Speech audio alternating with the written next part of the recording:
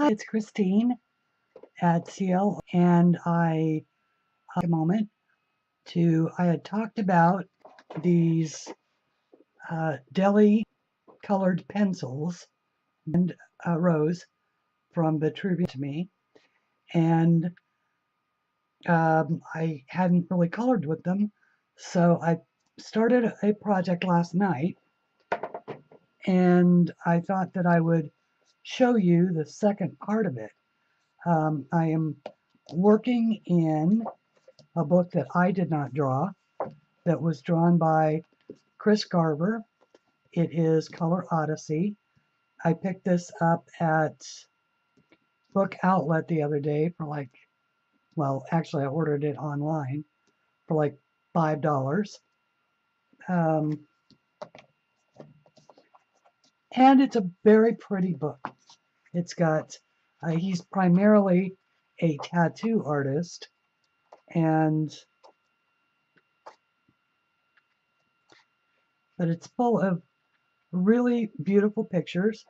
It's on about medium quality paper. This is one that I love. I love his seahorse.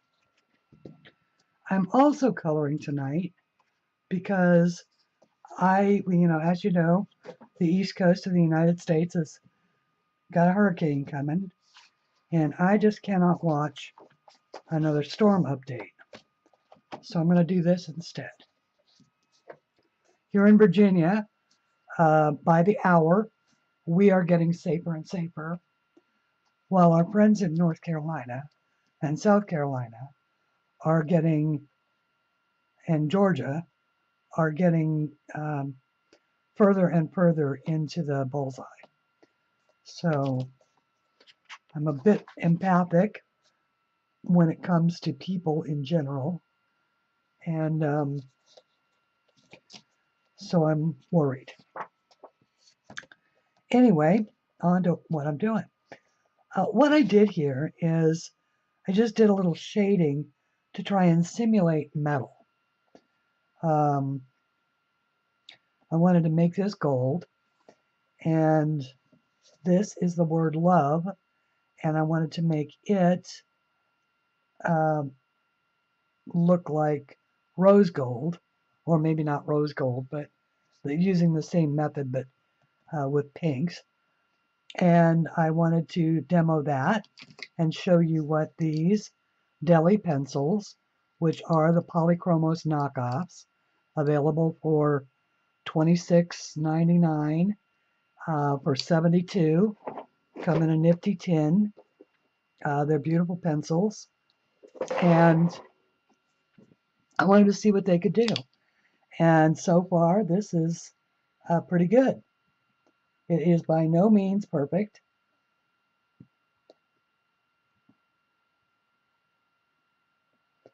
I'm not aiming for perfection. I'm just simply coloring for my own joy on a pretty picture.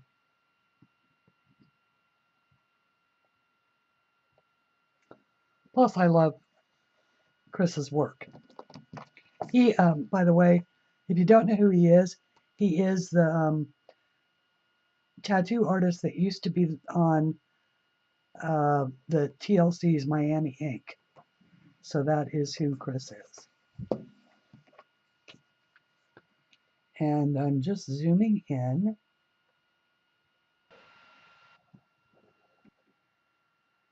I couldn't resist, and the news came late in the 4:05 in the morning here in Virginia, and storm is down to a Category 2 right now, but it's moved yet a little further south, expected to make landfall between North and South Carolina. If it gets stalled out there in the ocean, there'll be a lot of storm surge, which means a lot of flooding. And so now I'm worried about other things, because I have a lot of people that I know that live in those areas. At any rate, you don't need to know about all that. I'm hoping that this is close enough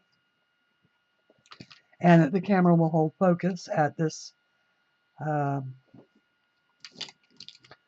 at this closeness.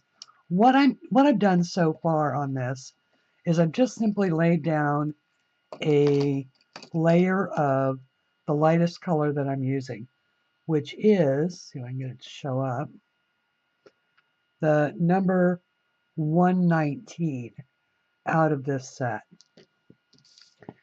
And the way that I'm doing this is I'm separating it out to where the outer frame will be these two colors, which is the 119 and the 120, whereas the inner part, the part that is the darker areas here, will be a combination of the 122, the 123, and then the darkest color being the 130 and sort of closer to the blue side.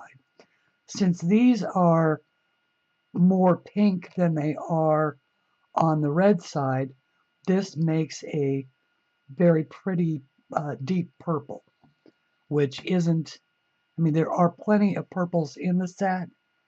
There's just not one dark enough to where I want to go with these. So that is what I'm doing. And basically, to achieve this, you just have to decide where your light is going to be. And sometimes it does help to start with the inside of what you're trying to shade. So in other words, doing your darkest parts first, and then switching out to do your lighter surrounds. So if I, using that theory, if I just start up here in these corners and put little flicks of blue, which will establish where those darkest sets, sections are. I'm certain that when Chris drew this, he drew it to be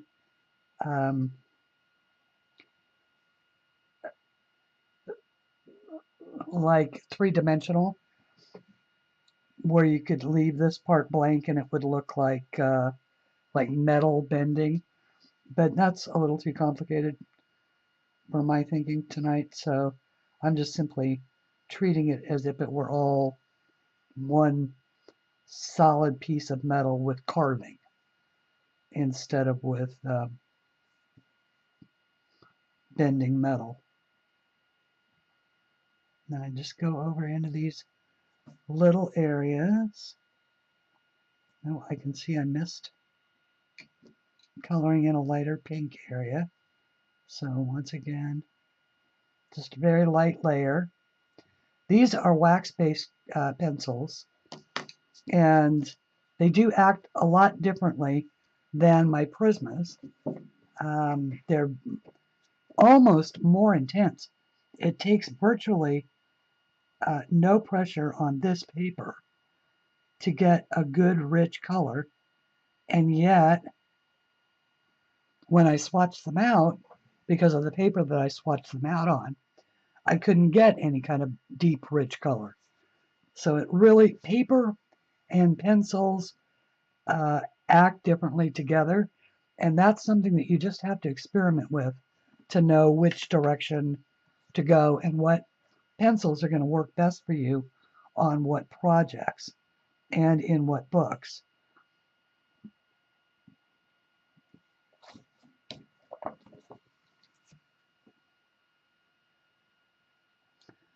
I want to keep these sorry. I'm learning too. I'm learning to do tutorials, and that is to not, and I apologize that I'm having to turn the page. These are little tight spaces, and they are sometimes hard to get to. I'll try to be better about that.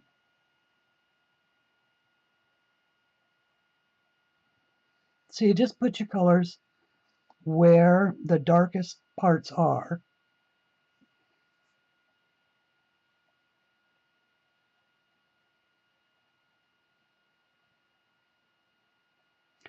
And I have a tendency to use these flicking strokes. when you color, there are a bunch of different strokes to use. I've noticed that most people are learning to blend using little circles, and that's a fine method. It's not the only method. There are many ways to color um, and to blend color. And let me see if I have a little, where is it? Oh, there it is.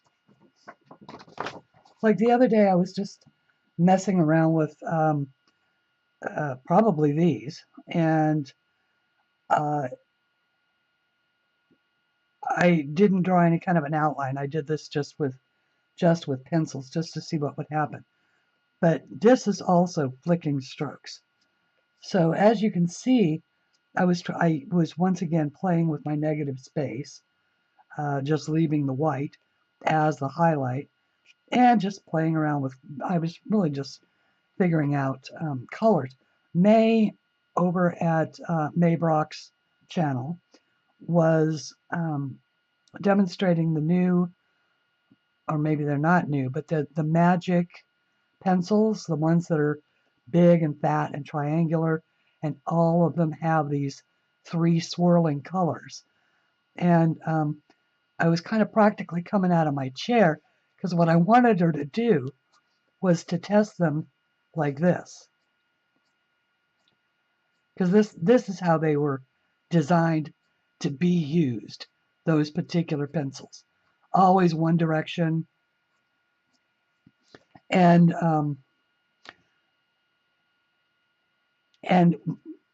when you did this with them, it was creating mud, basically. So, May, I love you, but this is what I was talking about. When I'm going single layer, one direction. And there's probably a jillion ways to use those pencils. And I know that if anybody can figure that out, it's going to be May, because she's really good. She's really good. I have learned so much from her that it is just amazing. She's just marvelous with those watercolors. And so is Zarget. It's over at Zarget Hunter's channel. You need to catch Zarget. If you're not catching Zarget Hunter's channel, you need to do that, because she works with watercolors and she's very, very good. Go to Anne for markers, Zarget for watercolors, May for ink tints, Dee Dee for when you're feeling crazy, or you want to feel crazy, or you just want to be happy.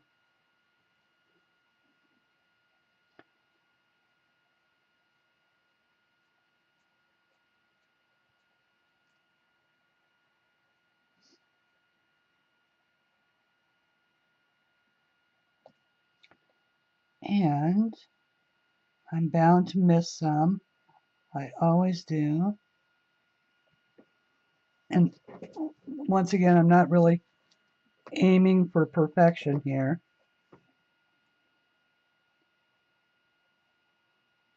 Don't have to go very far.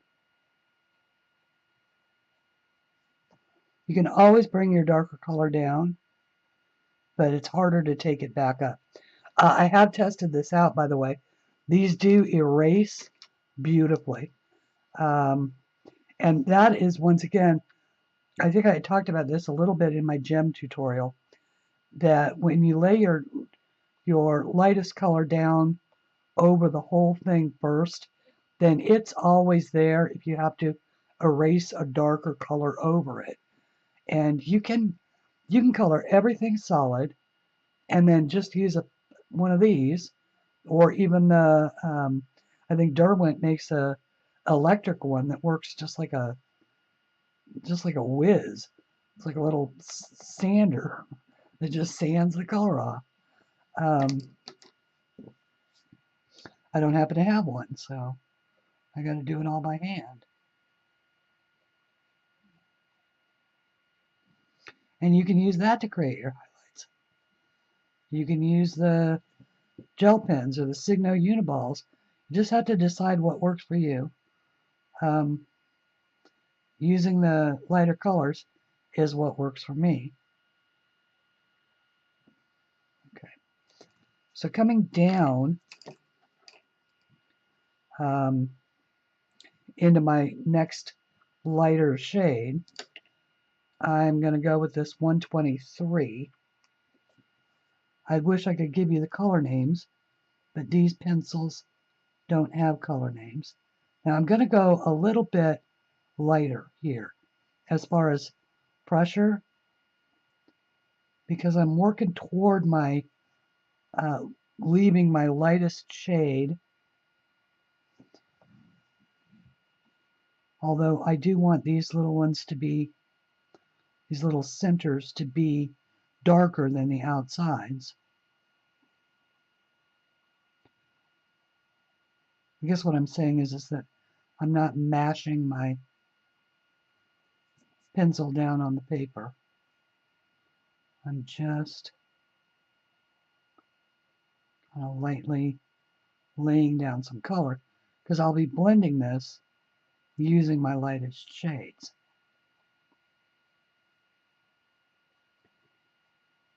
And of course, the bigger the space, the more you can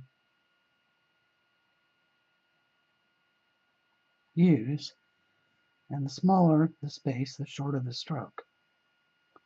And this is all just singular one-way stroking, which is how I blend.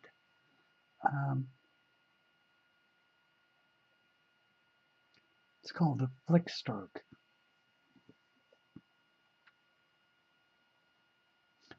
Although I have been known to use the little circles, especially with my Prismacolors, because that works really well. These lay down, they're too soft, they lay down too much pigment to do for me to do the little circles on this paper. They work great for the little circles on paper that's got two super smooth. So my Create Space books, these work terrific in with the little circles.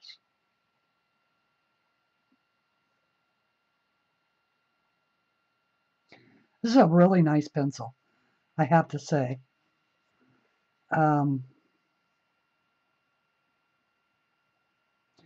So again, thank you to Rose Rambo for showing me that you can get a really good pencil and not have to spend a fortune. Obviously, if you can afford it, that's great. But I'm an artist. You know, there's a reason why they call us starving artists. It's not a recommended way to try and make a living.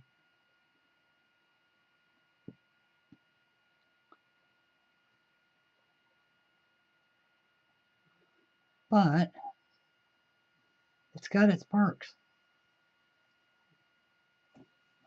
Like getting to work for yourself and be up at 4 o'clock in the morning and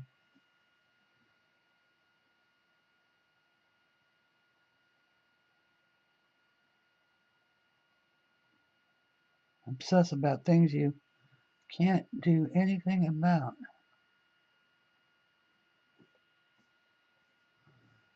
Okay, so that'll get us started on this.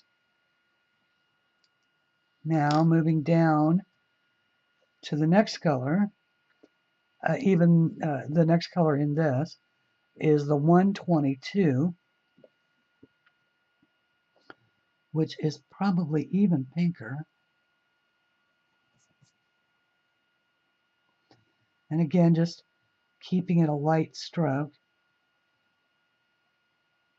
Just working to where that is almost, because remember that if I had said it's like carving, so it would be, you know, assuming that it would be a bowl, if you think about the way a chisel works. This would be a bowl, so you just want to keep it lighter, but not necessarily as light as these outside ones.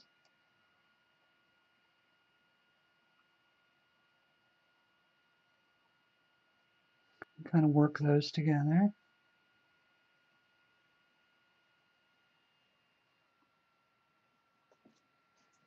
I have to turn the page again a little bit to get a downstroke on this. Working my way out of frame again.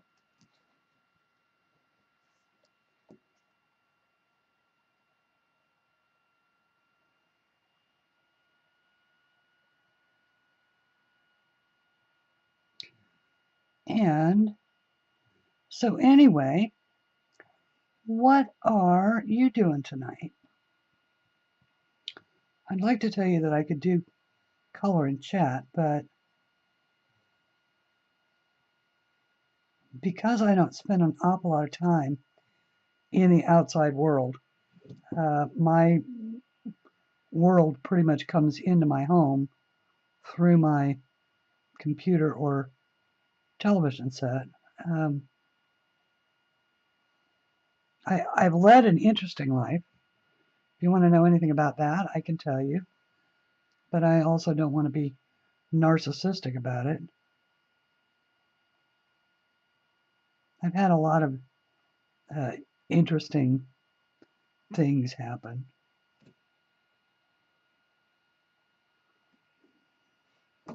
Many of them are horror stories. Like yesterday, I was thinking about yesterday when the anniversary of 9/11. Always a terrible day for me because I was living in Nevada and my husband walks in the room and says America is under attack. I'm asleep. I'm sound asleep. It's early.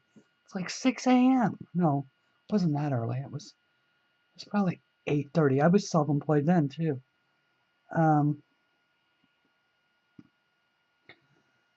And of course, the first thing that jumped into my mind is, well, let's see, I have a nephew who works in the financial district in New York. I have another one who works for the aerospace industry in New York. My sister has an apartment in New York, even though she doesn't live there all the time. I didn't know where she might be. My other sister worked for ABC in New York. And so he walks in the room and announces that America is under attack. And I jump out of bed. And of course, the phone systems weren't working that day. So I spent a very anxious day. Everybody was fine. Thank goodness. Of course, the news played those videos over and over and over again, which I don't think did our national psyche very much good. But it is what it is.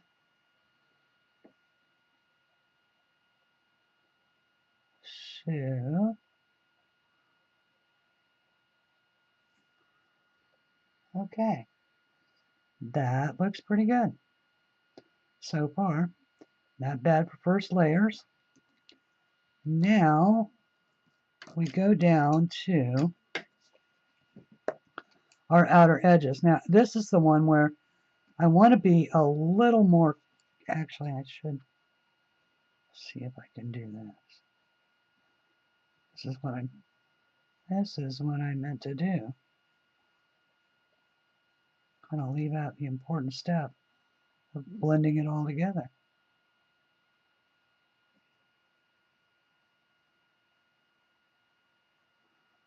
Once again, it's a very light coat.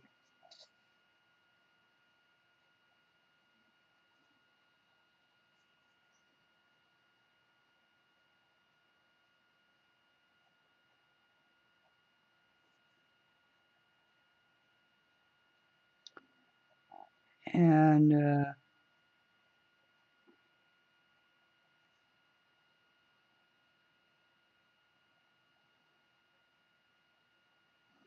So on the subject of national disasters, I was in a group today, or in a chat today, and we were talking about the storm, of course, and we were comparing things like earthquakes and tornadoes and forest fires and all of that. And it occurred to me that I've been through all of those things. And many people have only ever experienced the natural disasters in their own part of the country. But I've lived in so many different parts of the country that I've had experience with everything except a tornado. And I think that the tornado is the scariest thing in the world outside of a hurricane. I mean, I think a tornado is more scary than a hurricane because you can't predict it. You know, they're getting better at it, but they can't predict it. The hurricanes, we used to get an idea they were coming maybe 24 hours in advance. But now, of course, because the predictability of what a hurricane is going to do has gotten so much better, and we actually fly planes into the heart of the things. And we know they're coming for days on end, which allows everybody's anxiety levels about the thing to build, which I am just not certain is a very good thing. On the one hand, it is a public safety issue, especially if you live in an area that's hard to get in and out of, and you need to evacuate people over a period of days as opposed to a period of hours. Like in my part of Virginia, if we ever have to evacuate, it's really hard because I live on a area that is surrounded on three sides, and the only two ways out of here are either over the Chesapeake Bay or south into North Carolina. And because any other direction, you either hit water or you hit a bind that goes over water. So it takes days to evacuate this part of Virginia because it's heavily populated. And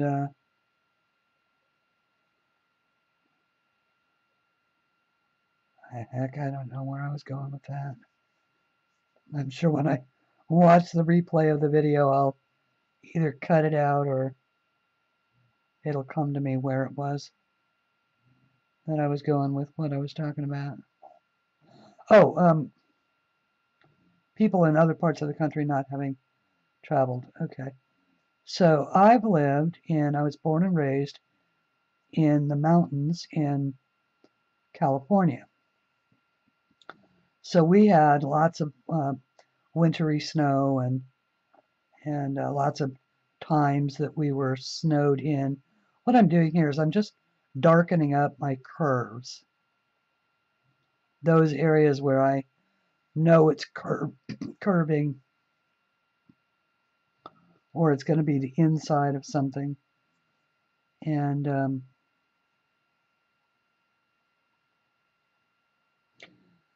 so we had big snowstorms, and one year the power went out. Of course, everybody had a fireplace, but if your furnaces all worked on electric controls, even if you had a gas furnace, the thermostat that turns it on is electric. And so if the power was out, excuse me, the heat didn't work. So one year the power was out for 4 days because we got a ridiculous snowstorm. It was one of those snowstorms of the century kind of things. And it dropped about 4 feet of snow in an afternoon. And people were used to, because when you live in an area like that, the minute that the snowstorm is over, the plows are out. And, or, you know, they're working throughout the storm, keeping the roads passable, that kind of thing. And this just caught everybody unaware. And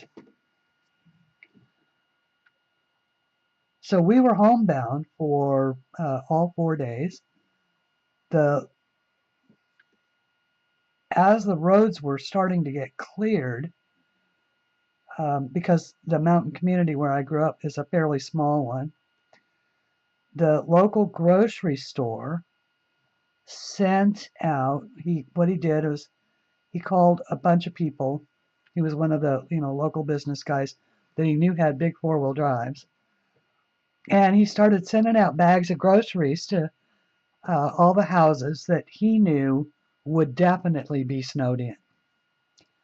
And which I thought was even as a little kid, I thought that was a generous thing for him to do.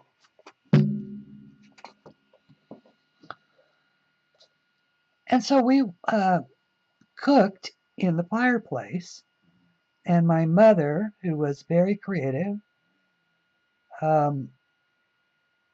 remembered that there was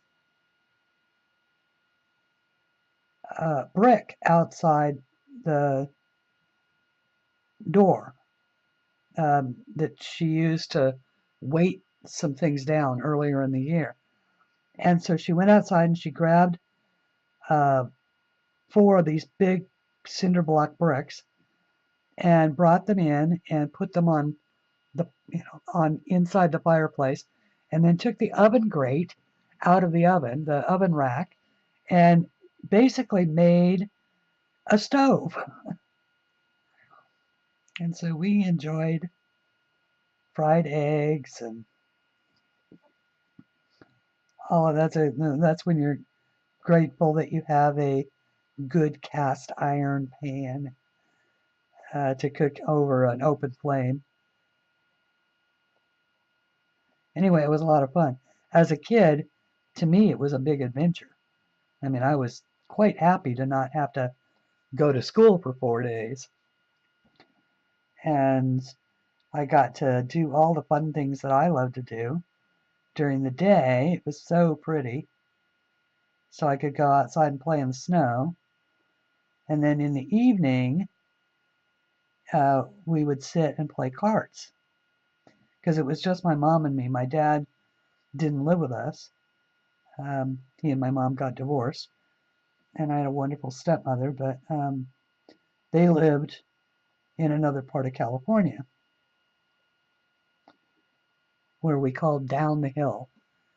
If you were a mountain person, you lived up the hill. And if you were a flatlander, you went down the hill. It's funny, I hadn't thought about that in years. Of course, the schools are all geared toward planning for lots of snow days. For the most part, I mean, unless it's going to be a major safety issue, they didn't even bother closing them. Mountainers are tough. So now I'm starting to work a little bit more toward where I know my light is hitting, which is on the outside curves. So you get up to the crest of your curve, and then you can go kind of straight, depending upon where your light is coming from. So on these, like on these, if I wanted it to be along the crest of this, I sort of where I think it is. Come down a little bit on that.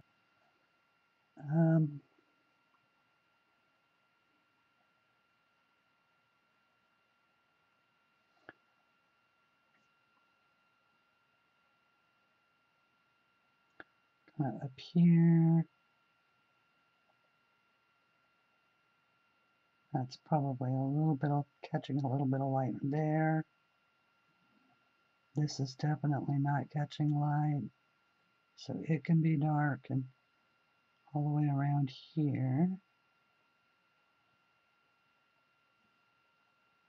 Leave that space right there. Here, maybe go from about here, and we'll just leave it wide for right now.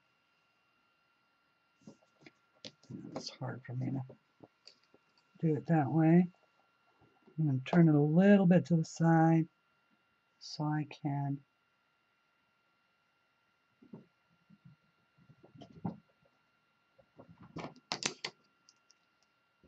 that makes me crazy. See what I mean though about this? These pencils just erase away.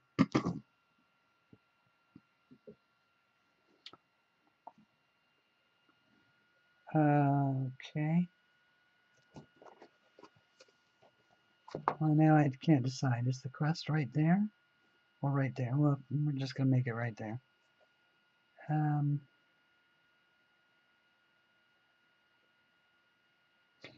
So growing up was really fun in the mountains, and we had originally, I was just a little girl, and we actually lived in another part of California in the city near the beach, and it was the early 60s. I was born in 1959, so I can always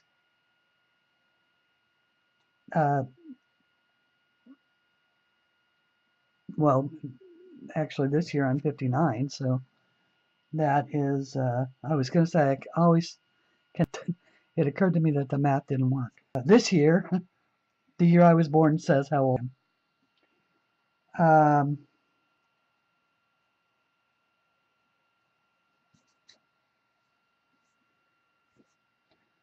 Okay, that, and that's going to come, yeah, see, I am just not happy with where I put that light. So we're going to just take that little dark bit out of there.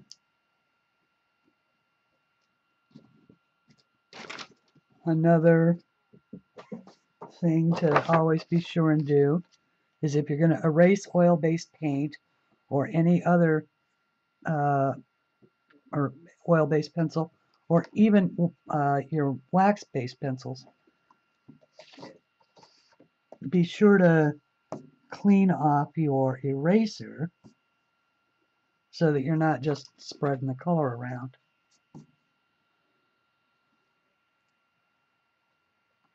And take out that one too so I can start that whole dot process. Don't color and think at the same time, Christine. Okay. Because I put it up here on these, and I'm crossing the light, I do want it up here at the crest. Okay.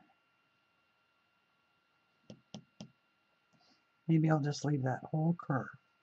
For right now, since I can't decide, I'll just leave the whole curve light. This is to the inside of whatever this is, so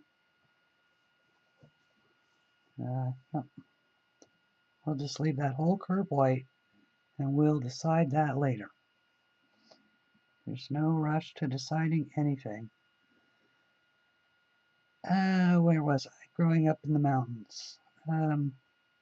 So in the summertime, we had a big lake, and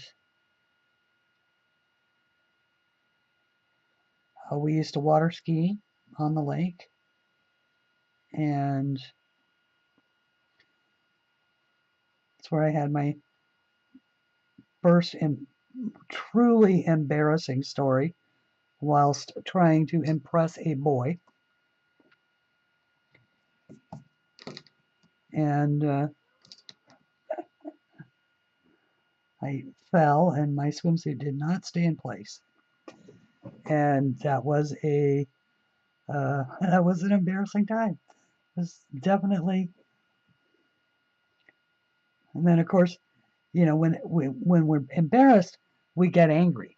And so somehow I made it his fault.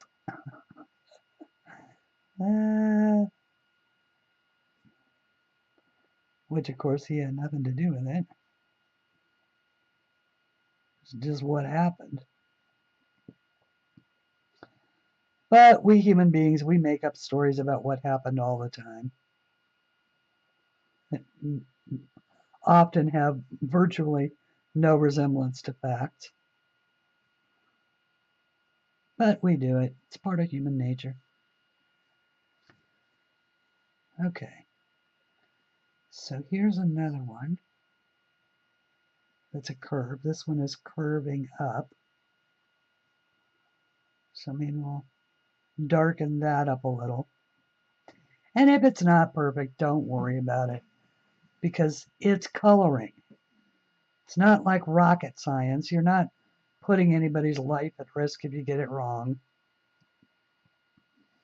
You're not ruining your book. You're not even ruining your day. You're just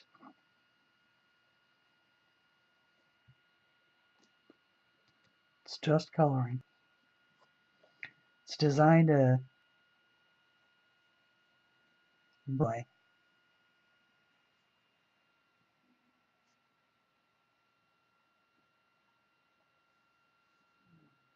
So growing up in Lake Arrowhead was oh, I know what I was talking about.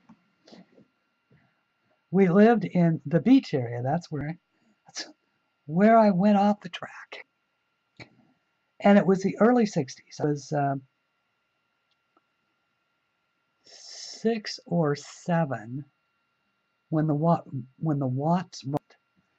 And anybody who's watching who is my age may remember that. And if you are younger, be glad that you don't remember it. Violence burst out. It was a hot, hot, hot summer. It was there was a race riot, and it was just stupid. It was just stupid. And but a beautiful piece of art came out of it, and it's the Watts Tower. And what an artist's collective did, the artists of the area, is they used all of the broken things, the things that were destroyed, and they made a tower, a monument out of them, so that people would remember what happened. But as a single parent of a little girl, my mother decided that it was time to get us out of the big city. And that's how I ended up growing up in the mountains. She was a public accountant, and she had a client who had a home in the mountain range. And so she moved us up there and helped my mom find a house and do all of that kind of stuff. And it was great, but because it was a closed community, even though the people were a small community, even though the people were very nice, it was a bit of a closed community. And so it did take a couple years to gain full acceptance, because we were the dreaded Flatlanders who had decided to make the mountain the permanent home instead of just a weekend cabin. And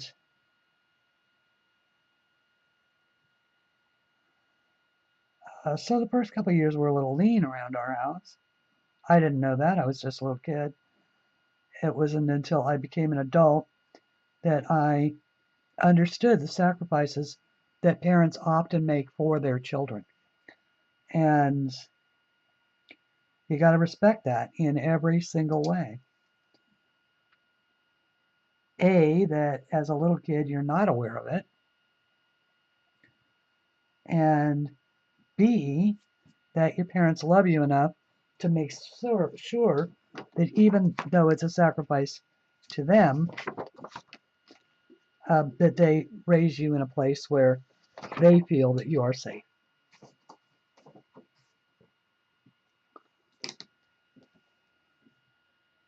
So, plus it was a great place to grow up. Lots of fun things to do. There was always, I mean, we didn't, this of course was way before we had things like computer games, and I need to restore some of this down here that I just erased out when I went nuts. Okay, lightest shade.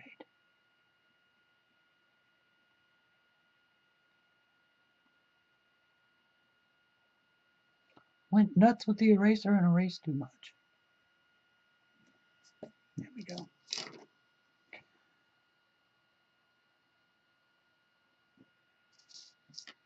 And it was a great community. Now, of course, being a teenager, when I was a teenager,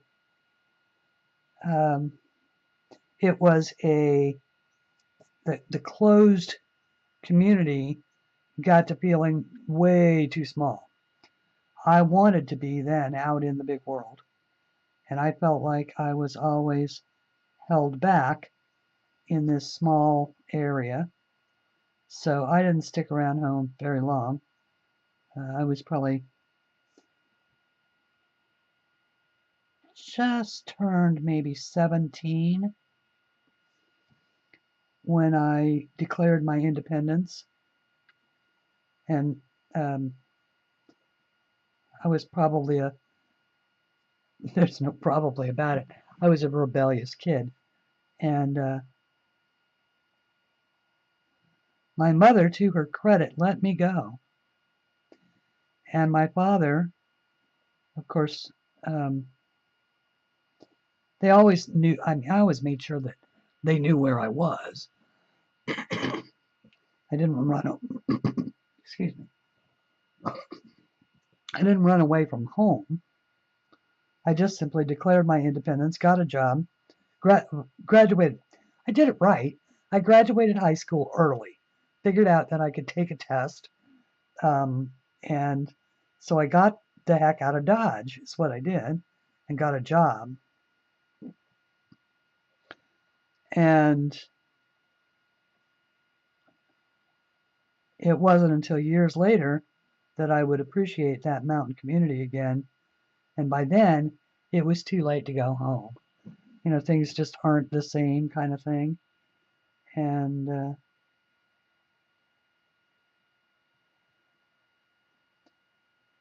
but the spring times, the spring times in the mountains and the fall, and even the summers. The summers weren't hot. By the time that my mother was actually really accepted into the community and had more work than she could handle,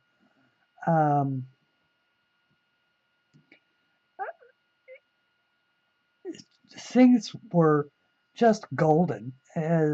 She had so many customers who needed to have their books and their taxes and everything done that she would literally disappear into her office from just about the 1st of February of each year. Have a sip of my tea. Who am I kidding? I'm drinking coffee at this hour. And all the way through the 15th of April. And come about the first week of May, we would go on a vacation. And so we got in the car and we would drive up the coast of California and we'd go to Marineland, which was near San Diego. Wait, actually, SeaWorld, which was near San Diego. Marineland, which was near San Pedro. And then we would proceed to drive up the coast. One year we drove all the way to Carmel, and another year we went all the way to Oregon, and another year we went all the way to Washington, but that one was too far, because we would just take our time, and we would stop at the beaches and stop in all the little touristy towns and do all of the activities, see the Hearst Castle, do all of the marine parks and all of those things. One year we took my best friend with us, and so that was fun. And I suspect her mom probably had something else to do that summer.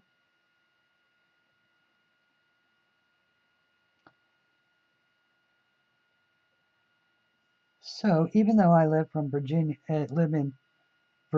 now,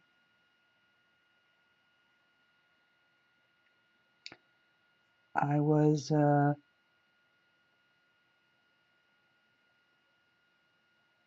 am a Westerner in my heart.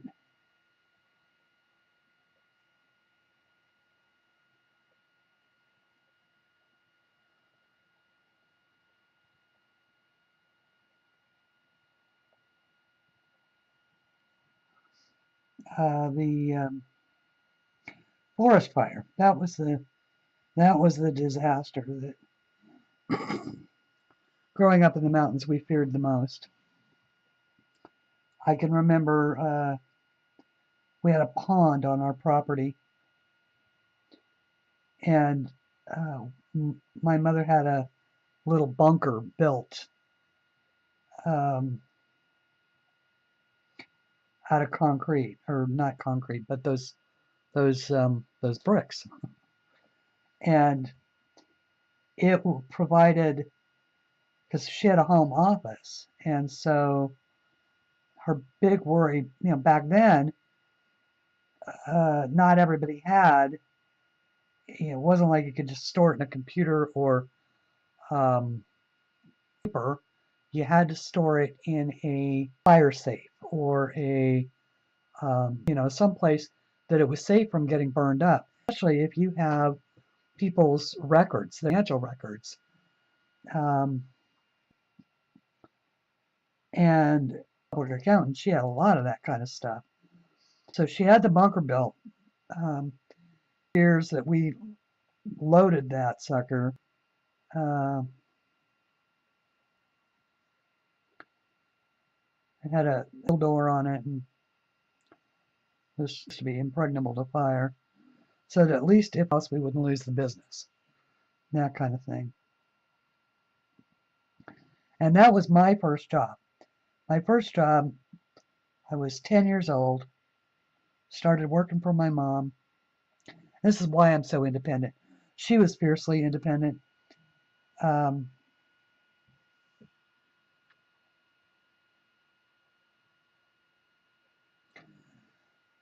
And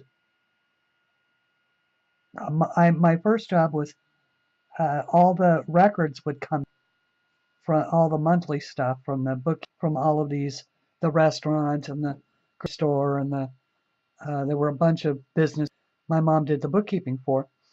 So all this come in, and it had to be put in date order, or some sort of order, because you would be surprised the number of business owners who use shoeboxes. Show up to the accountants with boxes full of receipts and invoices, and they just throw it in the box, at any rate, and then deliver the box to the accountant. So that was my job. I'd have to figure out what it was. Was it an invoice? Was it an receivable, an account payable, or whatever? Checks, the monthly checks. Everybody used to get their checks back and everybody used checks, and it's not like now where, heck, I haven't written a check in probably 5 years, and I certainly don't carry cash anymore. But back then you had to have both, and so that was my job. I put all that stuff together and put it in some sort of initial order for my mother, so that at least it wasn't a chaos. And I really liked it.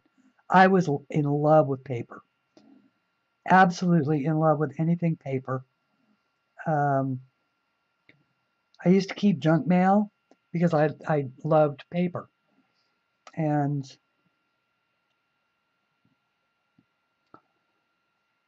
they all wanted me to be an attorney.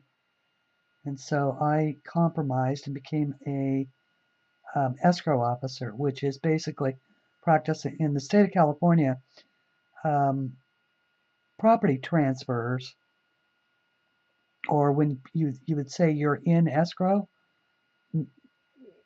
here in the East, it means that you are going to go visit the attorney, the real estate attorney.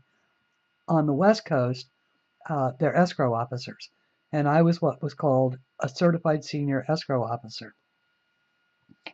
And so that's what I did for a living for years.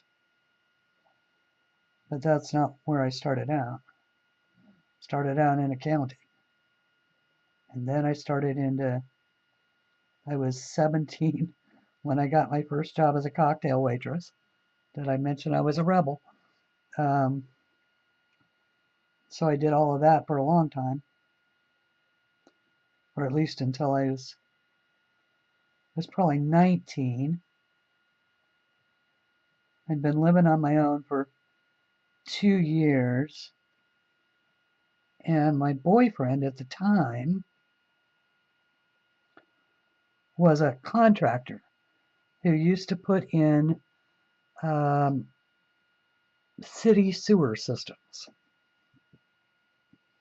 Peachy job, that. And but as a, so he'd have to go live in various places, and he'd gotten a contract to go put a new sewer system in the city of Douglas, Arizona. And if you're unfamiliar with Douglas, I don't know what it's like now, but at the time, it was a very rustic place to live. They didn't even have a sewer system. So I went with him, and I had something to do, obviously. And so what I did is what we did is we rented this huge house, the biggest house that was in the area. And then we had the crew all stay at the house, most of the management crew. The labor crew was local and they already had their own houses. But the management crew, the foremen and the heavy equipment operators and all of that, those were all the guys who lived with us.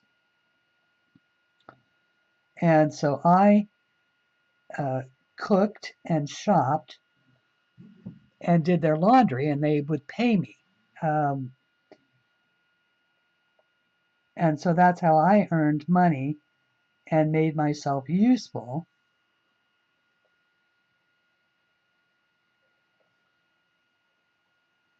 while I was there. And they ended up with a beautiful sewer system. They also, in Douglas, Arizona, there was an old historic, Arizona is full of all sorts of wonderful Old West stories. And it's just below Bisbee, Arizona, which is in its turn to the southeast east of Tucson, Arizona. So Douglas is right down on the Mexican border. And they had an old hotel there called the Hotel Gadsden. And it was made of green marble. And it had one of those old, it was an elevator that had to have an elevator operator. And even though they probably could have put a more modern elevator in the building, it was such fun to travel in the cage. Basically, it was a cage that went up and down on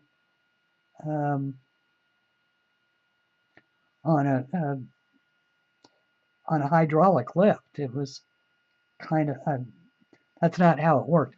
It was a weight as it. Really old technology, but brilliant.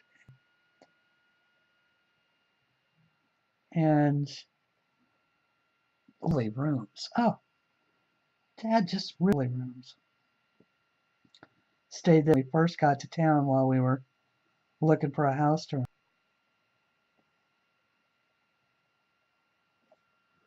But that didn't last very long. Okay, well that is looking kind of good. I love it. I think I might go a little bit more intense with, I'm going to give this one more zhuzh. Checking the time. All right, I'm an hour in. So that is basically how you do this. If anybody is interested in how you do this.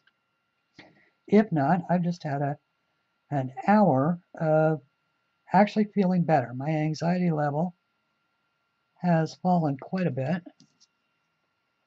from where I started.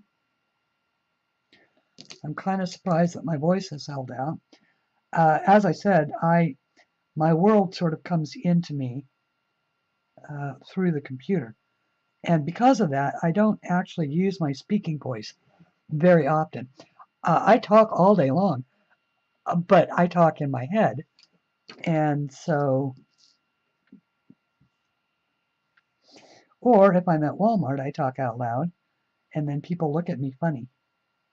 Because I usually am holding both sides of the conversation. Both sides of the conversation out loud. And so my speaking voice has been admittedly really rusty. So it's actually making these videos is actually really good for me because it's helping with that. I'm hopefully not sputtering as much as I did, and nothing's going to clear up the fact that I have to occasionally clear my throat. I am one of those bad people that still smokes. No, I shouldn't. Yes, I already know that. Before you write me comments about how I should quit. Yes, I know that. But I'm 59 years old. I'm still a rebel.